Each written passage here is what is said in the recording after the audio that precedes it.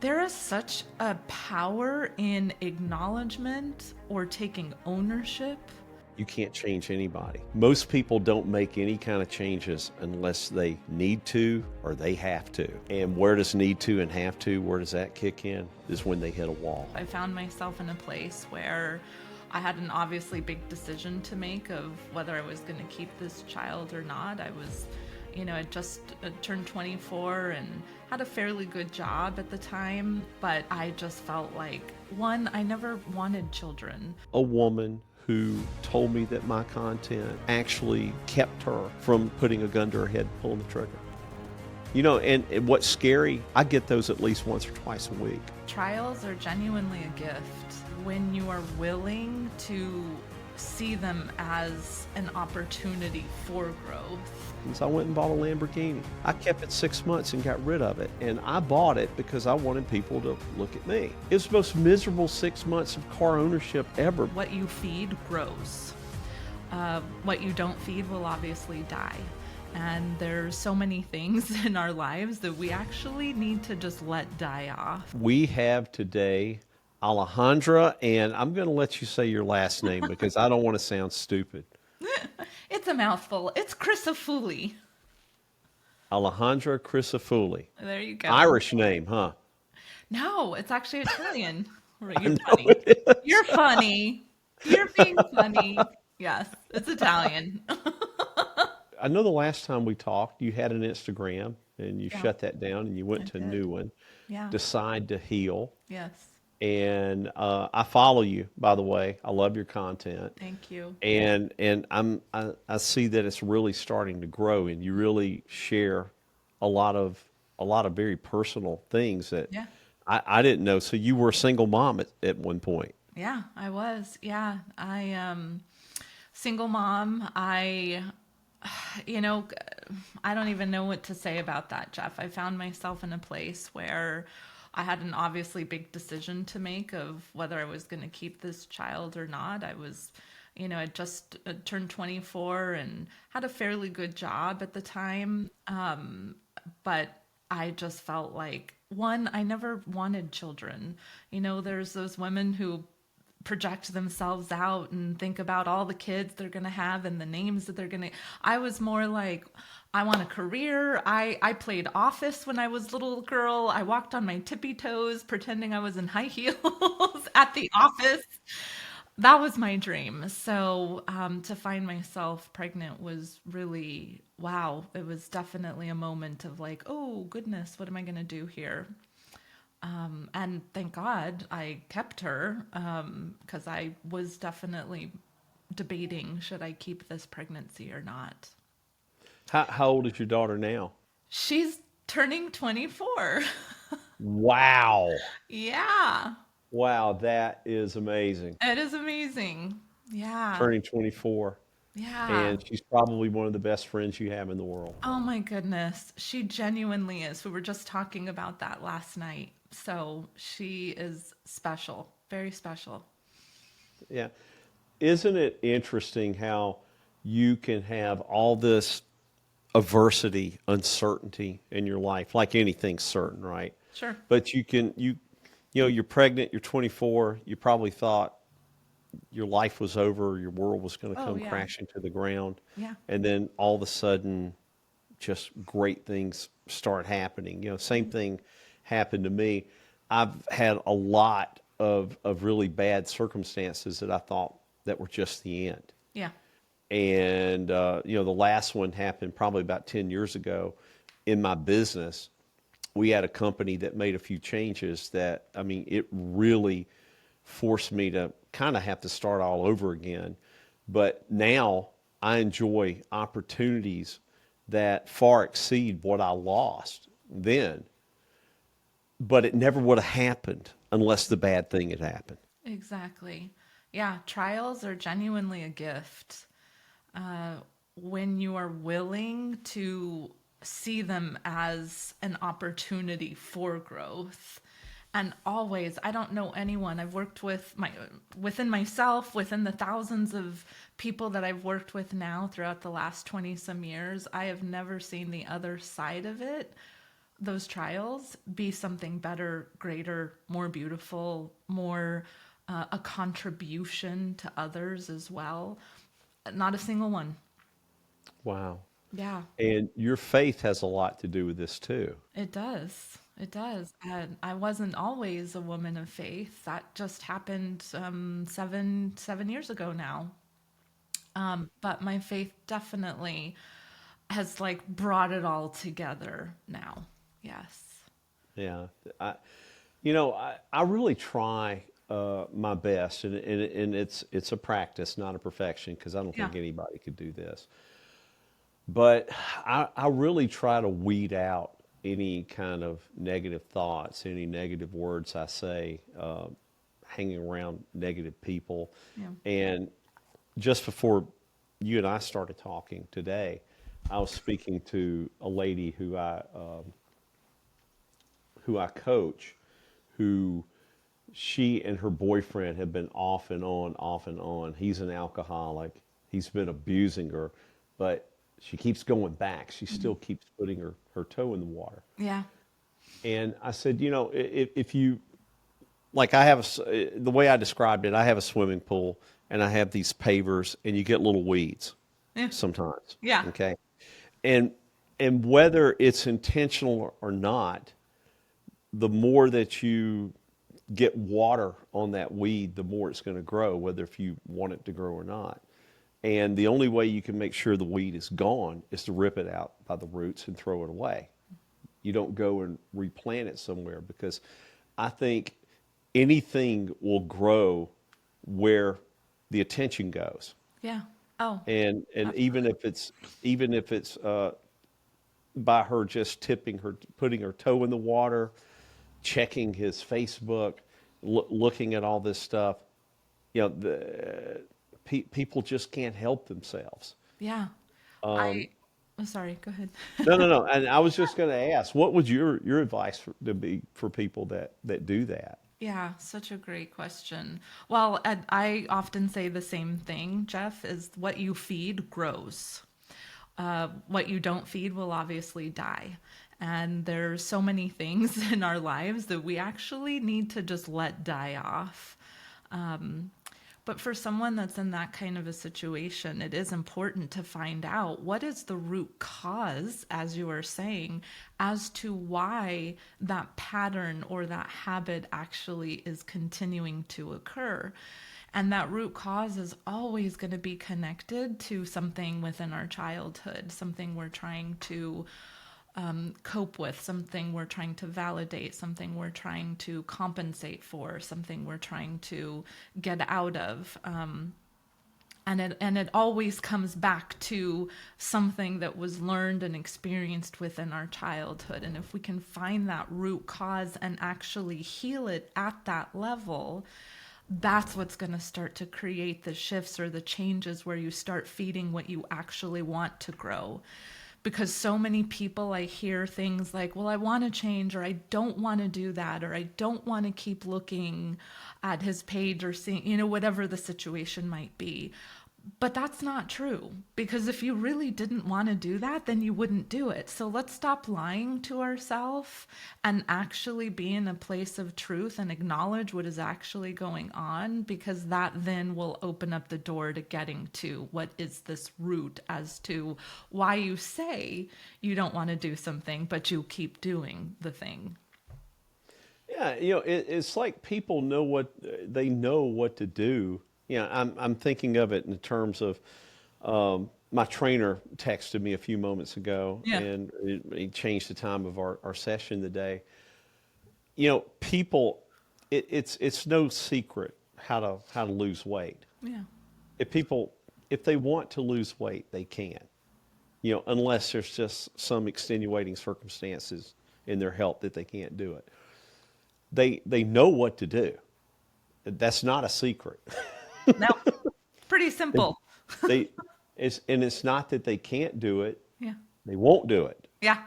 Just at the end of the day, they Yeah. won't, for whatever reason that is. Yeah. And what I found talking about weight loss and stuff, I know people particularly women who have really, really, really tried to lose weight. They put in honest efforts, but they live in an environment of people who are as big, if not bigger than them.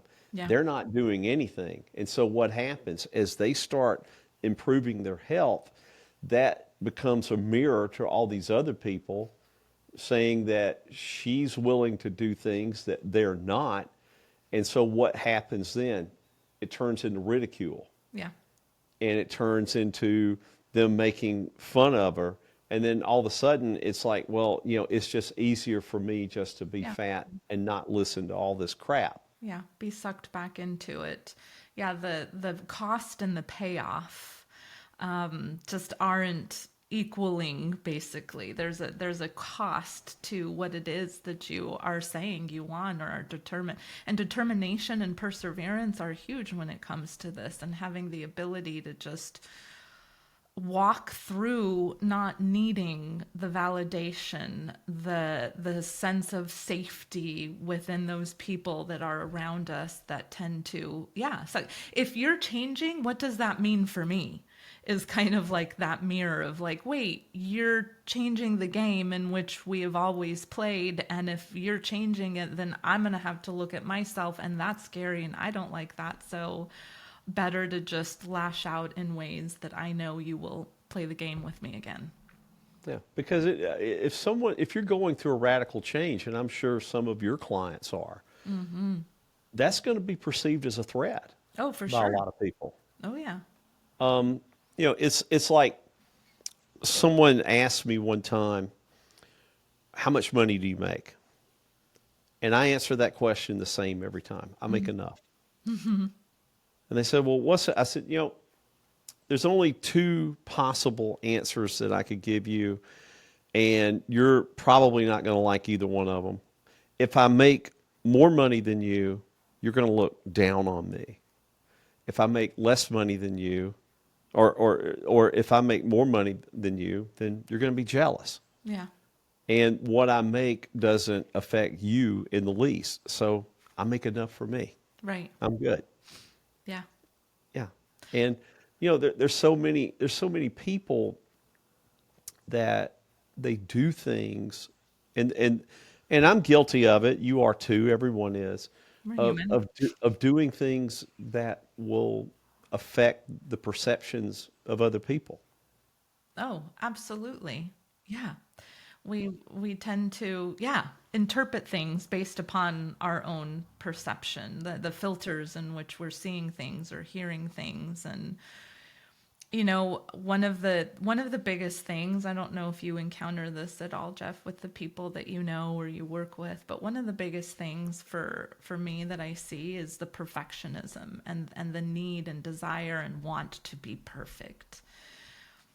And it's just this, it somehow perfection equals I'm safe and I'm comfortable, which it doesn't make logical sense, yet it's, chasing, we're cycling a 360 cycle of trying to create that space for ourselves through perfectionism, and it just never works.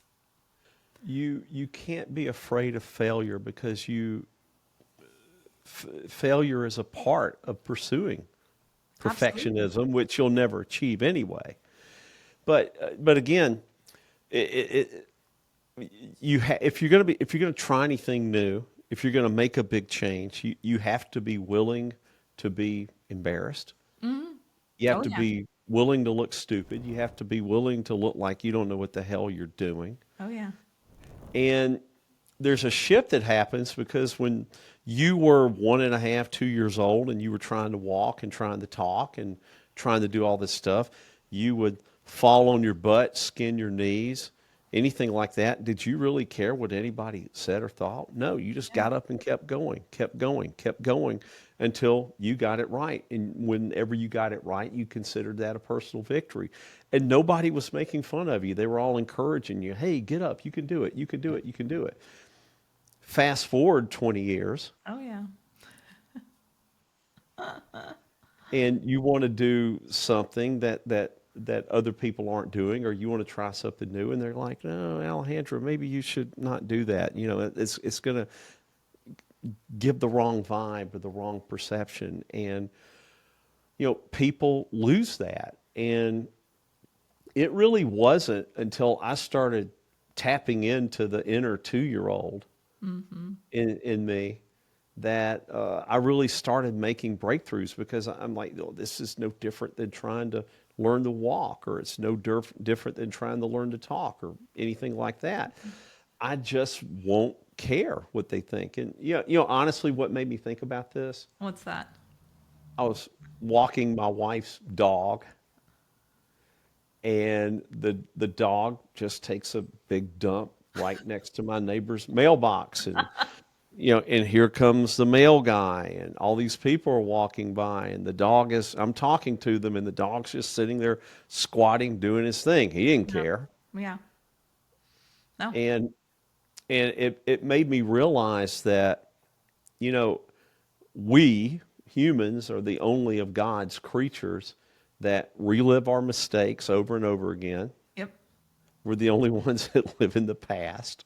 Yep. And we're the only ones that really care about what other people think. That's And right. so I was telling a friend of mine about this who's a psychiatrist, and he said the reason why that is because a dog is always in an alpha brain state. Yeah. A dog always lives in the present Present. moment. Yeah.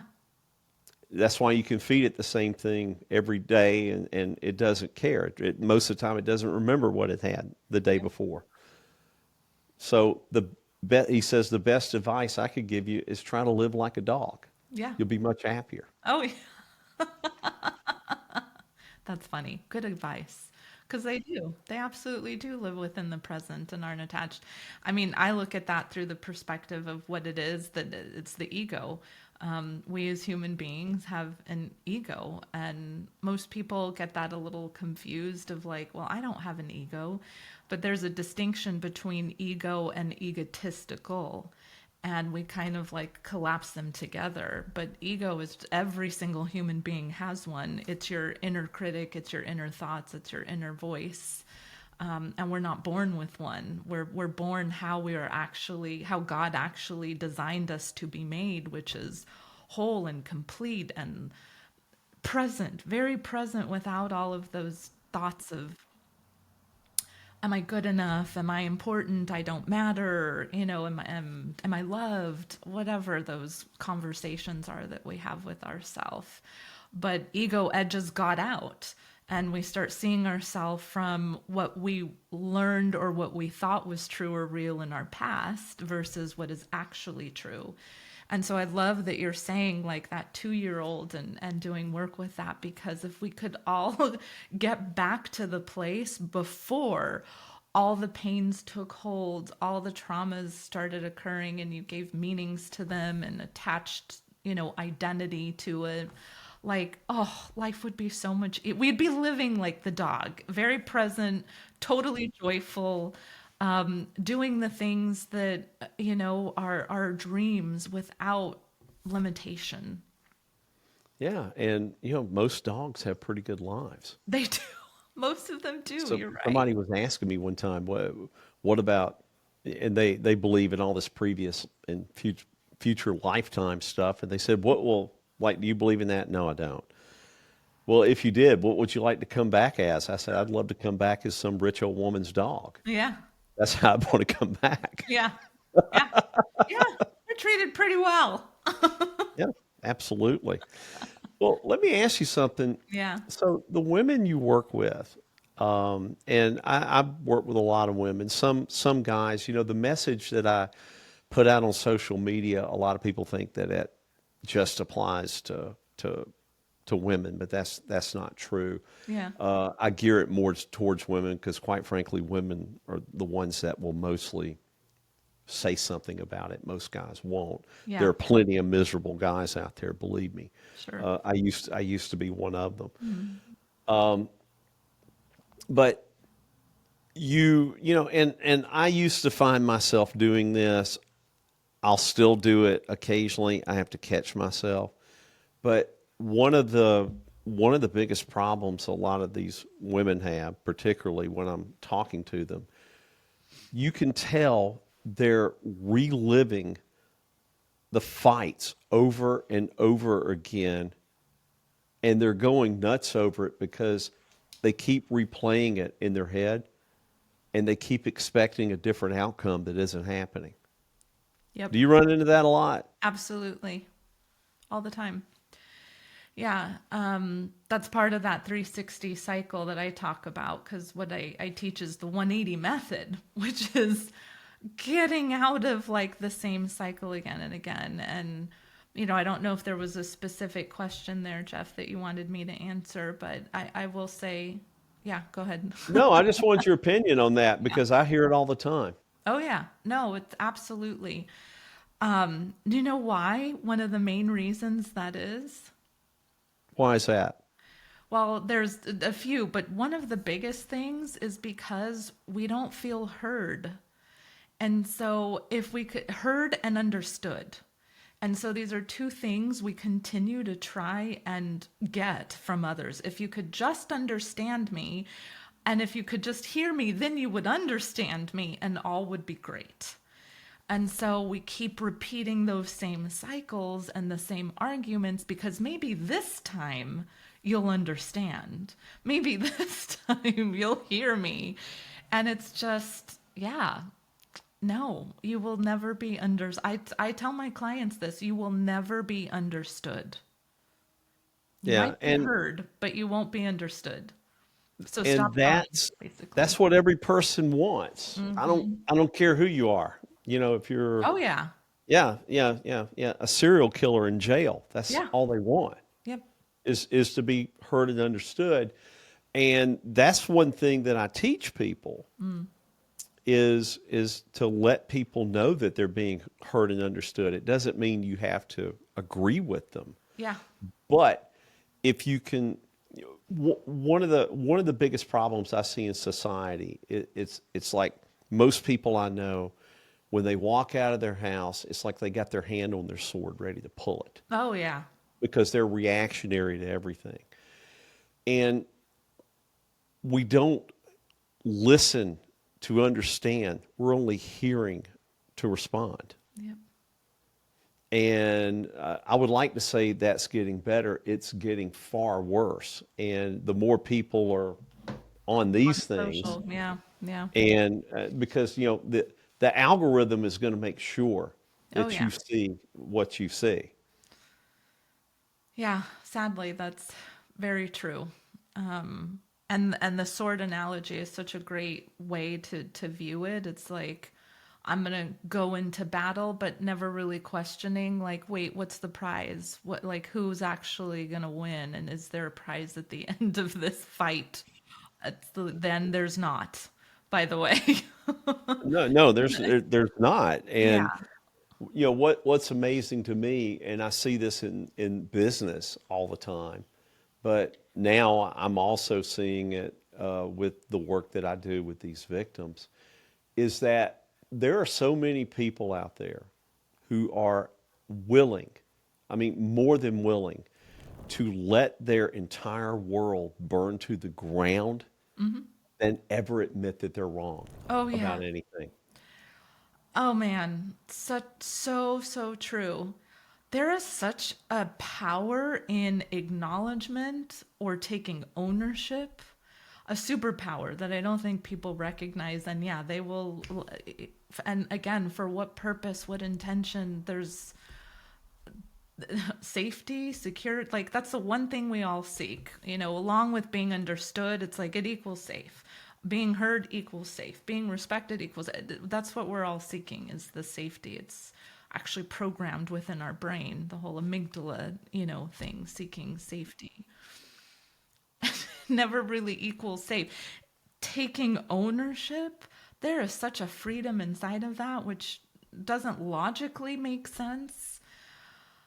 I agree that if people were more open and willing to see the result of what happens through acknowledging or ownership, that great, beautiful things would occur within their lives. Yeah, I mean, me, I'm wrong every day about something. Oh yeah. Yeah, and I don't mind admitting it at all. Yeah. Yeah, I misunderstood. I was wrong. Oh, okay.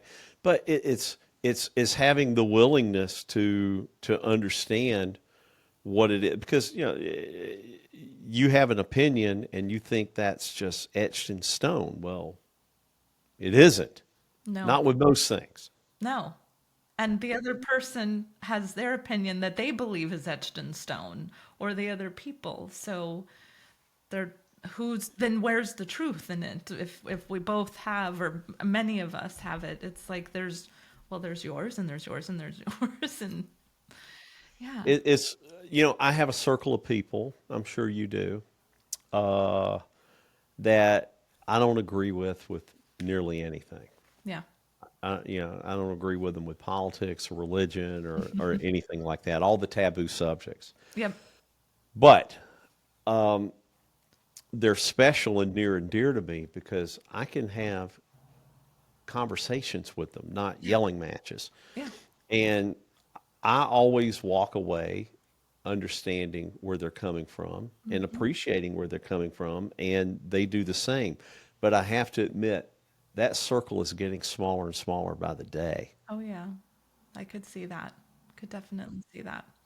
Yeah, because there has to be a willingness on both sides. Something a lot of people don't know about me, and I was just thinking about this morning as I was working out. I'm like, I gotta start sharing more about this because I think it's such a powerful part of my story and why God has me in the place that I am at and doing the work that I do specifically now.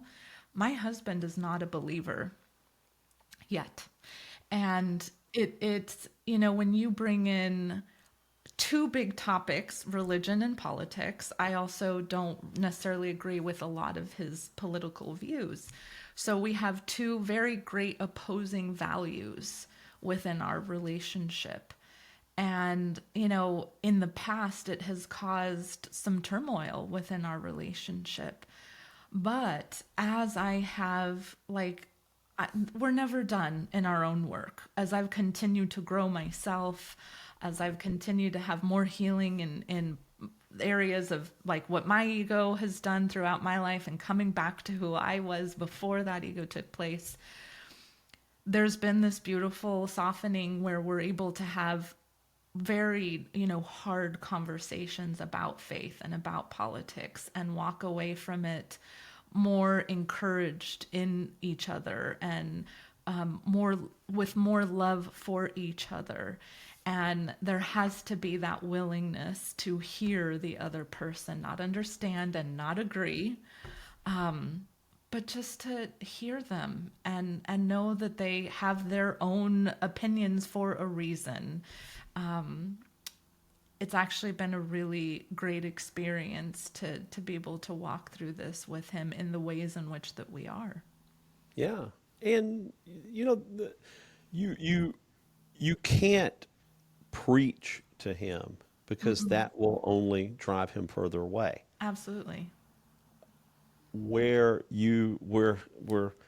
he might be the squirrel that finally eats out of your hand Yeah. one day is just will become it will come from how you've exemplified the Hmm. impact that it's had on your life. Yes. And he's like, maybe I want some of that. Oh yeah. Maybe. Maybe. Yeah. Maybe. I mean, my wife, my wife is, um, my wife is, she's a doctor, grew up in Russia, grew up as an atheist, because that's what was really taught and mandated there Yeah. in the Soviet Union. But she's I'll tell you one thing about Russian people. They might be atheists, but they are the most superstitious people you ever met in your life. Okay. Okay. And so she is very, very, very much into the woo woo. Uh-huh. Okay. Yep. Okay. You know the woo woo. Oh, I do. I lived there for a long time. Yeah. She goes to nearly every Dr. Joe Dispenza event that he puts on. Yeah. We we live about 10 minutes from Marco Island, here in Florida, and he does a convention or a retreat, whatever you want to call it, there about 5 times a year, and she is there at every one of them. Oh wow. and then she'll go to Mexico or go to Dubai or go Yeah. wherever. And she'll be telling me about all this stuff, and like, yeah, okay, whatever. I'll go out there and see her sometimes when she's doing the meditation, and there'll be like 4,000 people out there, and all I'm thinking about is, each one of them paid 5 grand to be there. I mean, Yeah. The I'm just thinking business about brain is like, I'm yeah, thinking about the money.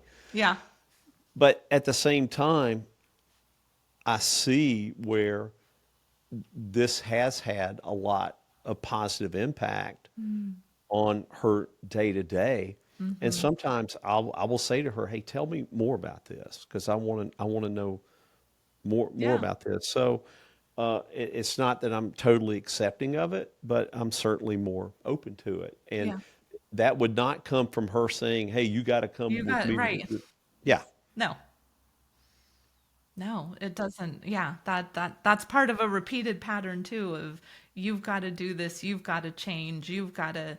No, I also think that lends back to the ownership piece too. It's like I've had to do this because I've seen this in myself, or I want to. Yeah, it's turning the mirror around.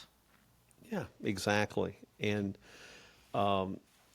it's well. Let me ask you this because I know you're a Christian woman of great faith.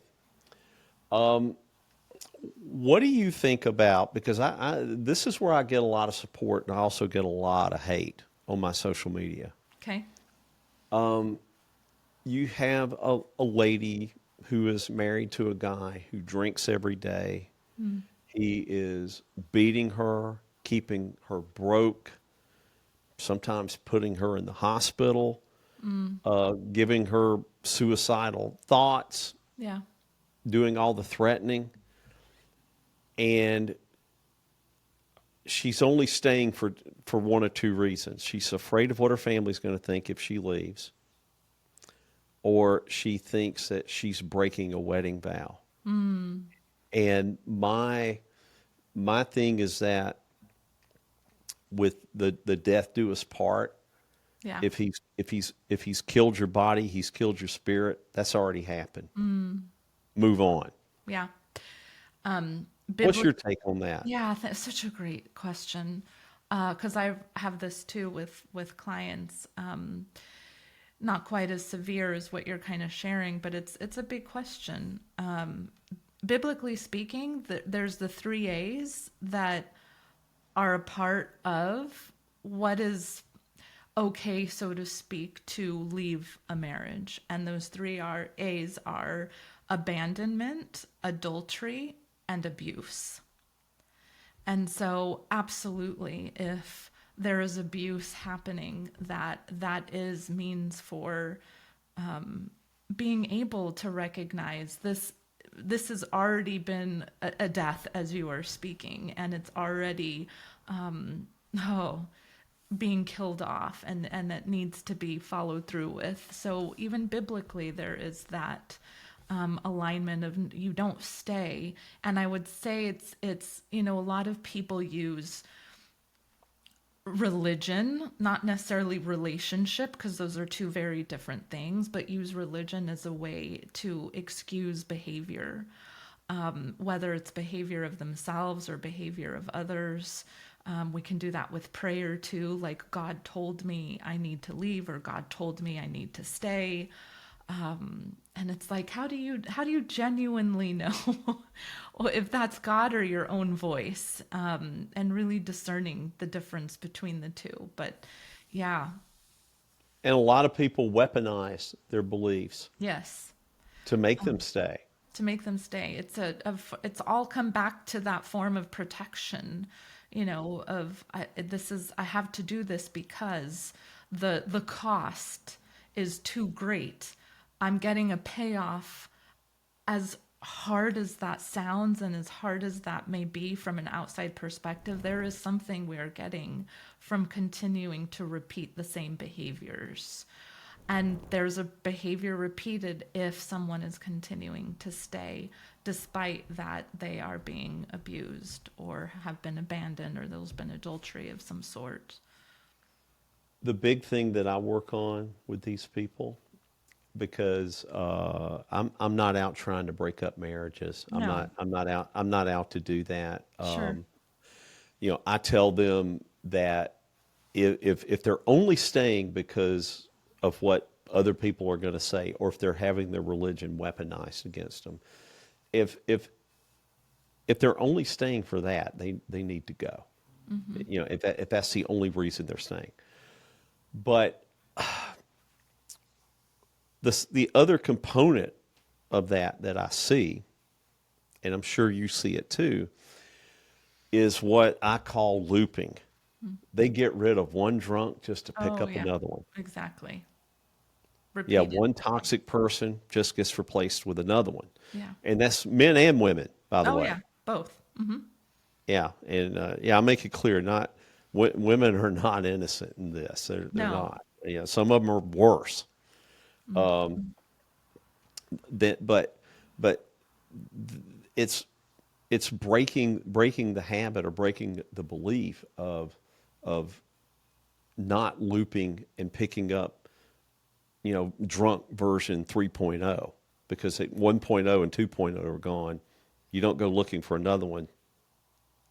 Does that make sense? Oh, absolutely. Which, if going back to the beginning of our conversation, if you haven't found the root cause of why you go into those relationships in the first place, or even attract that person, or you attract yourself to them, if you're not uncovering why that is and actually healing it at that level, you will continue to create the same patterns. There's a big difference between healing and dealing. Dealing is more of the management of things, and like, well, I'm gonna yeah, there's a lots of examples I could give here, but I was just thinking of the weight loss example. Like, I'll manage my diet, and I'll count my calories, and I'll, do the keto thing, or I'll look at my macros and weigh everything out. And that's great. And yes, that's needed. And then I'm going to go to the gym and I'm going to work out 6 days a week for an hour and a half. And yes, that's great. And that's part of it. Diet and exercise is the best way to lose weight. But that's a dealing thing too. If you don't get to the root cause of why you put on the weight in the first place, the weight's going to come back later after time, because you just start dealing with it, not really getting to the source cause of it.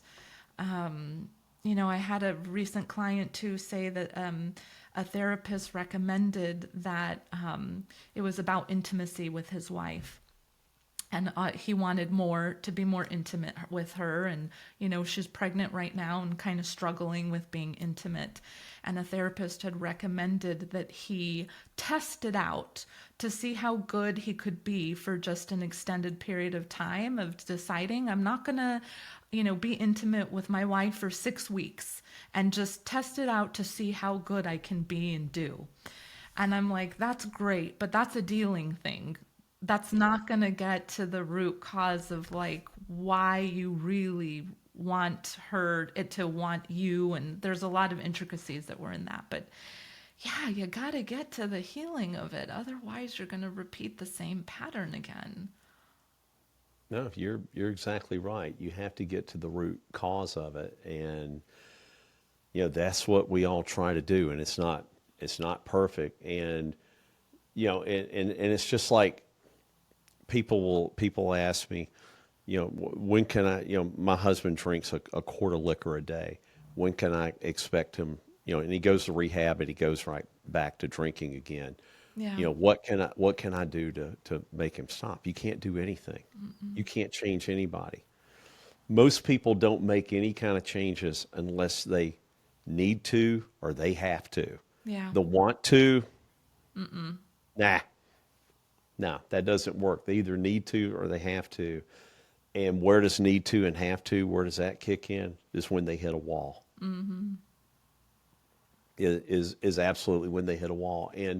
And I think, and you may not agree with this, but in our politically correct world that we live in, I think that a lot of this is bad because they have just made shaming just such a bad thing. And I have to tell you, when I was a kid, a lot of the things I was able to do was a direct result of shaming. It, Yeah. it, it was. I don't think it's, I mean, a lot of it is bad, but not all of it's bad. Yeah. But Yeah. I know that's like super taboo. Trust me, my wife, she's Russian, she's blunt, she doesn't have any problem with it. But a I lot of people do. Yeah, well, yeah. For me, I look at it from what is the intention behind it, and if the intention is that there's a genuine goodness in the intention of why, then yeah, absolutely. But if it's just for the sake of judging, well, that may not be the best intention. Yeah, But she'll hear me and some of my buddies talking, yeah, and she'll like, you're friends, you guys are talking like you hate each other. You're criticizing this, you're criticizing that. And I said, no, I'm telling him this because I love him like a brother. yeah, I'm calling him out on this stuff yeah. because I love him. I said, that's what guys do. I Hmm. said, if I didn't care anything about him, I wouldn't say a word. That's great. Yeah. I think a lot of that is needed too with like the younger generations now as well of like you need to say something, not just allow them to continue to, yeah, fall into these patterns that they're in. Yeah. And it's Hmm. all the patterns. And I think, how I got started talking about this, Yeah, tell I'll me. give I'm you a real curious. Clip Notes version. I had a lady who worked for me, she still does. She was dating this guy. They were going to be getting married. She calls me crying that her boyfriend's drinking a quart of vodka every day, has been beating her, killed her dog, Mm, doing all this stuff. yeah, And she's like, "Well, I don't know what to do." I said, "You leave. That's what you do. yeah, I don't want to leave because I'm afraid if I do, what my parents are going to think. They put all this money up for a wedding and all that." And I'm like, "Who cares?" yeah, I said, "If I don't know your dad, but if I were your dad, I could care less about the money. I want you safe and happy." And so I made a video about it. It went viral on all the platforms, and I've been talking about it ever since. And so I mean, and I grew up in that environment.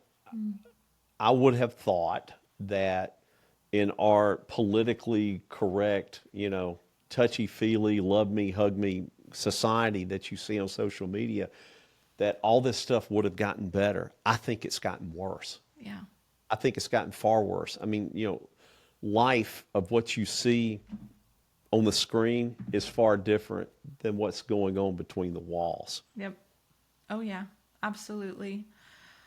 That's so true for many things. And, for me, I see so much of that in the self help industry of, big name people who project one thing on social media, but then I know the backstories or know what is happening behind the screen, so to speak. And it breaks my heart, which is one reason why I try and be vulnerable and authentic and real on my social, because I don't, I'm a human being. I'm, on the same path and journey, everyone is on. Have had my traumas and experiences and don't ever want to project that I'm greater than in some way or have this like lifestyle that's like, look at all this. So I love that you are doing that and have felt called to share and speak bluntly and truthfully and honestly. I mean, I think that's a lot of like the whole Charlie Kirk thing that's been, people are really just like, okay, I'm it emboldened people to start down a path of let's actually be honest here and bold about not just faith and truth, but let's stop hiding behind all the facade. I expressed some remorse. Yeah, I didn't even know who Charlie Kirk really was until after he got killed. I don't watch the news Yeah, hardly at all. yeah, Okay. Then I heard he got killed, and I went and looked at some of his stuff. And now, do I agree with all his stuff? No, I didn't. But yeah, I admired someone that young had come so far, the debating skills this kid had were Oh my just goodness. like next Phenomenal. level. Yeah. Yeah, next level. Yeah. And so I just made a little video, just, remorseful about what had happened to such a bright young man like that. I posted it on Instagram. I lost 15,000 followers in 24 hours. Yeah. Yeah. And the hate stuff that I got, I had a client who who I've been working with. She gets abused really badly. I got on a Zoom call and she says, "Listen, this is our last call because what you said about Charlie Kirk, I can't believe that you would think this way." And I said, "Well, first of all, I didn't say anything pro or against Charlie Kirk. I just talked about a human being getting gunned down, for Yeah. one thing."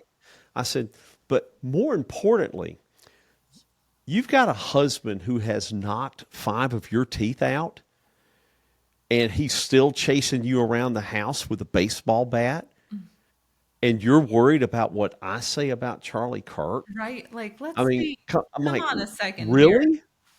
Let's be right. Let's be real. Yeah. Yeah.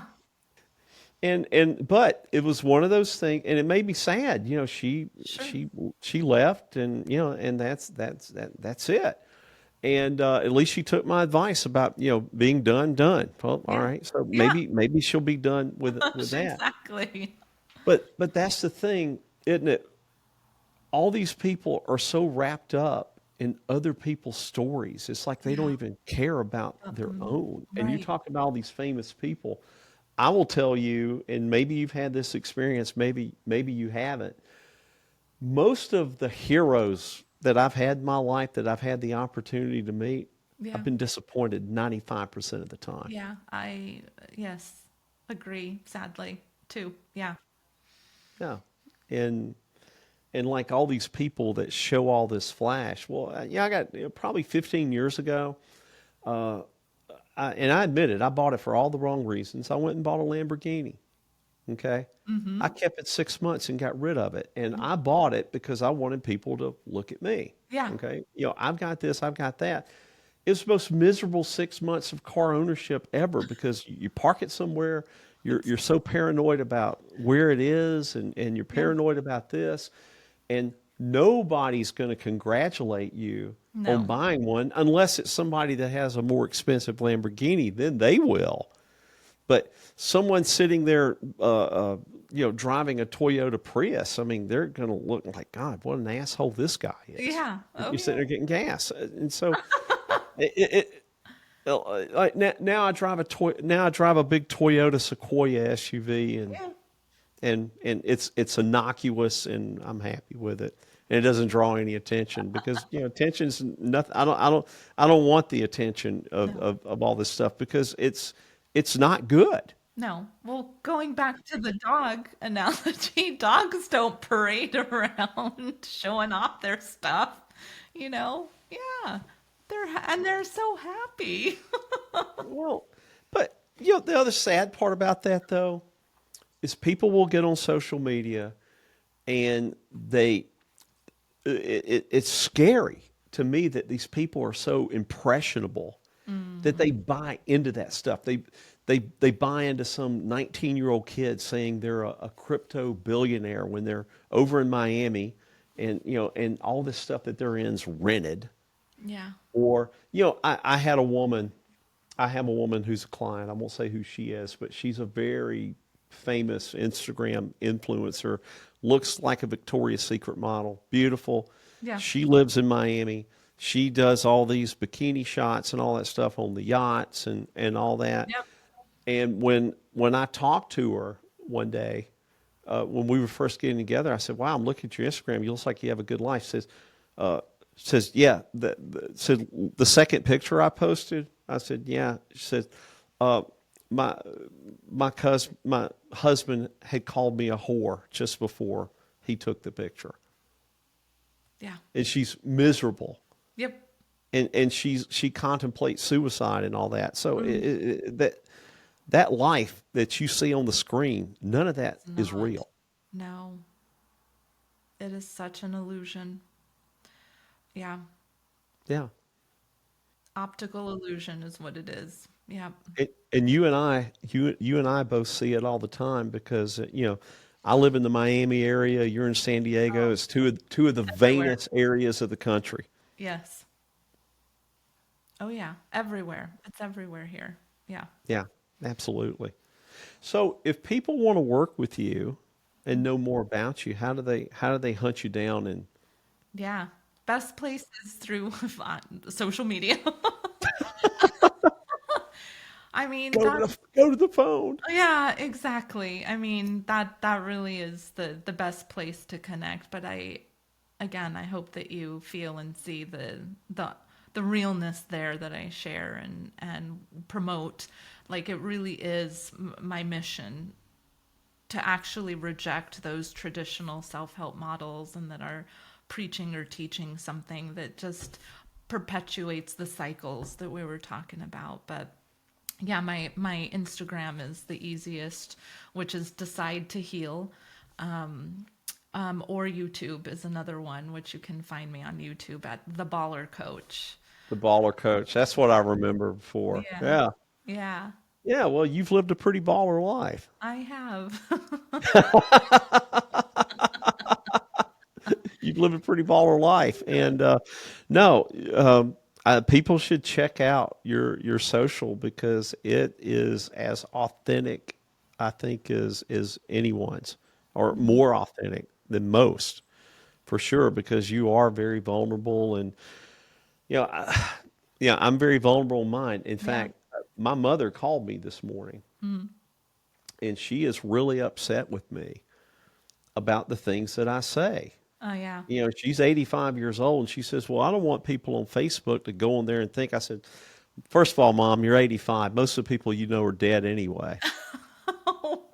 You Yep. know, and then so what I did was I actually shared with her a screenshot of a text that I got last night Mm.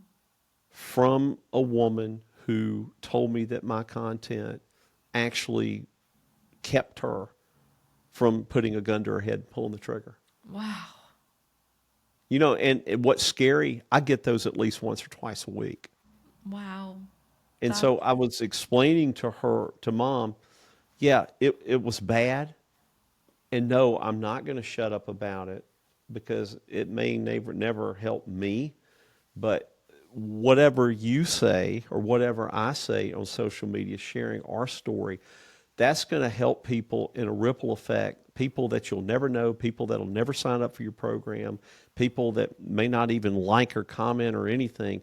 It's having an impact. And I think, and where I've really learned my lesson from doing all this, if you have a story that you can share where you've overcome any kind of adversity, doesn't matter what yeah. it is incredibly selfish not to share it because it could help more people than you could ever possibly imagine. Agreed. Absolutely agreed. Well said. Alejandra, thank you so much for being on. It was great to have you on again, and we'll be chatting again soon. Sounds good. Thank All you. right. Bye Bye. bye.